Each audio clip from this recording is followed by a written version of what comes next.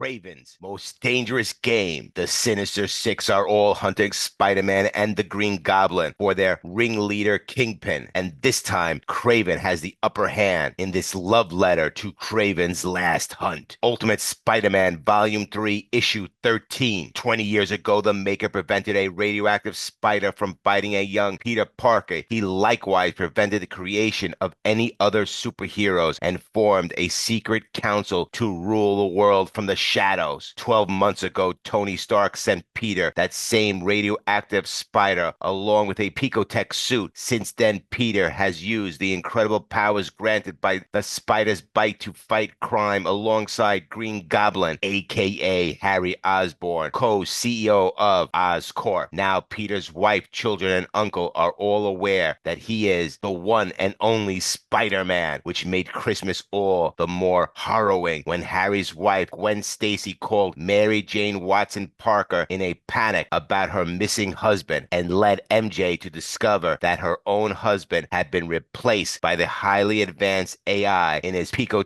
suit. Meanwhile, the real Peter and Harry were in the clutches of Kraven the Hunter. On January 31st, as the snow falls, artificial intelligence Peter Parker swings through the city. The symbiote is stable for now, and the suit continues to operate as Peter Parker, a fail-safe Spider-Man put in place before his disappearance. Its purpose is to maintain Peter's life, preventing suspicion while also protecting his wife and children. We pick up with Ultimate Venom soaring through the city, fully aware that Peter Parker and Harry Osborn has been kidnapped by Kraven the Hunter. The real question remains, who is inside the symbiote? As Ultimate Venom lands, the artificial intelligence Peter Parker removes the mask, revealing the truth. In fact, his son has joined forces with the symbiote to take action in the field. The son of Peter Parker, Ben Parker, says, well, at least that went better than last time. Artificial intelligence Peter Parker replies, it sure did. You're improving at a remarkable rate, kiddo. You know your dad fell into a dumpster his first time, and he has actual superpowers. What's wrong? Says Ultimate Venom. You know it really freaks me out when you do that, Ben Parker says. Ultimate Venom changes, and Venom responds, is this any better?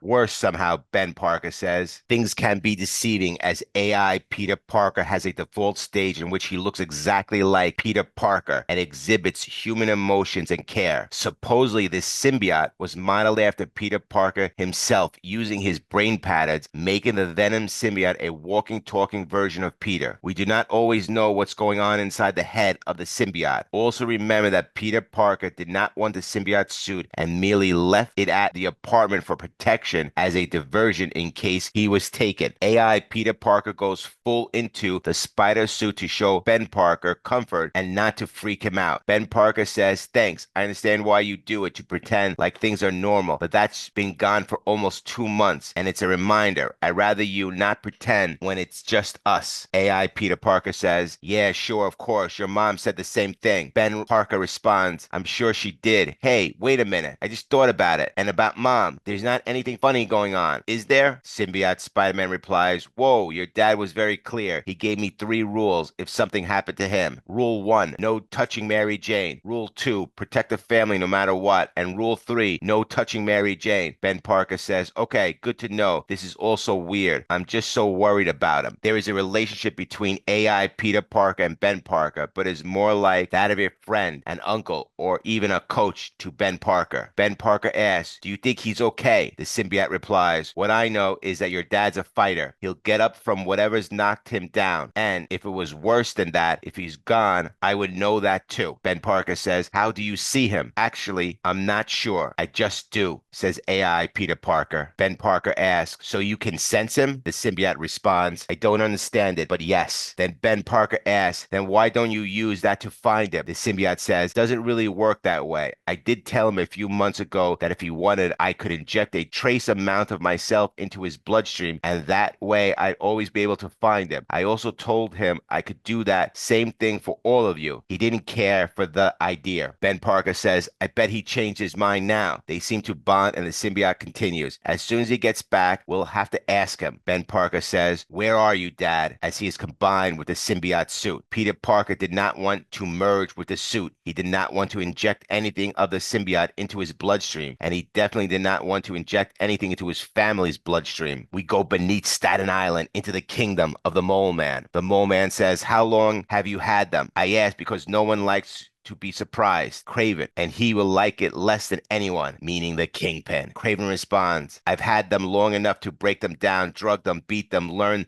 their strengths, relish in their weaknesses. You and others will simply have to endure my indiscretions. I tell you, friend, I anticipate this being my greatest hunt." The Mole Man scoffs, "Do what you will. I don't care, not one bit. But this is you dragging me into your schemes, making me part of your plans. You want to do the deed in my territory and make the Mole Man complicit in your acts." Beneath Staten Island, the underground has been transformed into the Savage Land, a prehistoric world filled with dinosaurs, dense tropical foliage, and danger lurking at every turn. The perfect setting for the hunt, Kraven says. Such a minor sin for such a major act. Don't you know me by now? I'm not some recreational hunter claiming trophies on the weekend. I am a true predator. The hunt must be pure. There must be real risk. The prey must be free, and the environment must not be solely to my advantage. Kraven's creed is clear. He seeks a fair fight and refuses to hold an unfair advantage. Mole Man says, "I'm not sure you truly understand what you're asking, Kraven. This is not a soft land. This is a savage one." Kraven replies, "Yes, I can see that. The creatures you have down here are remarkable. They come from a better time when the world was simple and the motivations were pure. Live or die, kill or be killed. This place is truly a testing ground. It's perfection." Mole Man responds, "And it's mine, so I'll say it again. I will decide how it will be used and by whom." Suddenly, Mole Man and Kraven are interrupted by Mysterio, who says, "Well, I see neither of you were paying attention when the Kingpin spoke, because he was very clear. What is ours is only ours at his pleasure. So the only question that matters is, do your actions please him or anger him?" Kraven says, "I told you we were to meet in secret moments as planned. This wasn't my doing. I did not invite Mysterio." Kraven turns to Mole Man. "Are you accusing me of this?" Mole Man responds, "Well, did you?" Mysterio chuckles. "Don't fight, boys. This isn't on either of you. I simply come and go as I please, whenever, wherever." Kraven narrows his eyes. "I hope you don't plan to try and stop me." Mysterio waves a hand dismissively. "Now, where's the fun in that? No, what I want is to see them. Don't you?" Mole Man nods. "Yes." Kraven smirks.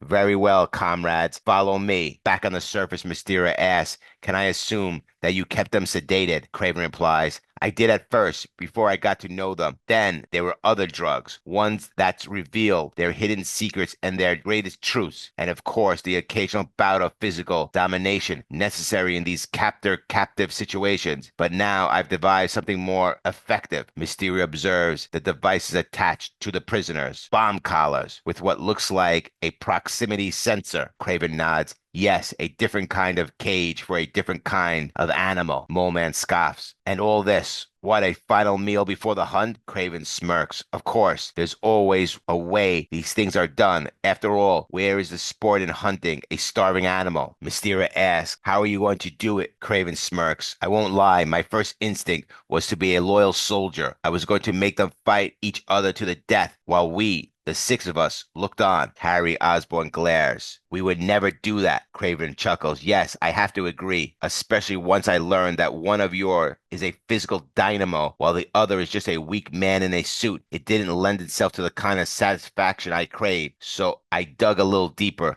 I searched for more profound motivating factors. Truth serums and monogamy showed me the way. It awakened the hunter in me." Mole Man, tearing apart his food, asks, "So you know who they really are?" Kraven leans forwards. "I figured out who the goblin was before anyone else. The tracks were easy for a hunter to follow. He is Harry Osborn. If you don't know the name, I'm sure you know the company. He owns Oscorp. His only family member is wife Gwen." Harry Osborn, filled with fear, shouts, "Don't even think about hurting her." But Peter remains silent, no emotion, nothing. Kraven smirks. "Her fate is entirely in your hands, Mr. Osborn." Mole Man squints. "And who is this?" Kraven slams a knife down, his fury boiling over. "This Peter Parker, with his perfect wife, Mary Jane, and his perfect children, Richard and May. Perfection is such a hard thing to hold on to, so I want to see if he can. Kraven sees with anger, frustrated that in this universe, Peter's family life is perfect, so different from Earth 616. Mysterio cites, there is nothing more tedious than believing that facts about a person reveal who they truly are. Kraven grins, spoken like a true Mysterio, but I agree. That's the point of the hunt, to reveal the prey as they truly are. Harry screams even louder, his voice shaking with rage. Listen to me. You abducted us. You dragged us. You tortured us. We're never going to play your stupid game. Kraven smirks. Oh, but you will. You will run, and I will hunt, because if you die, so does your family. But if you can kill me, then you and your loved ones are safe. Mole Man folds his arms. And are we to assume that the great Kraven the Hunter will take on two of Kingpin's greatest enemies alone? Kraven nods. I will. Mole Man grins. Then you could have my jungle, but only if you entertain me. A wager, perhaps. And of course, all of this depends on whether the hunted choose to play along. Harry Osborn looks at Peter Parker, then turns to Kraven. I've changed my mind. I'll take that deal. Kraven beams. Wonderfully. I cannot tell you how pleased this makes me. Shall we eat one final meal, as my comrades put it? Harry glares. I don't want your food. Let's get on with it. Kraven shifts his gaze to Peter. And you, Peter? You said nothing. Don't you have anything you want to say?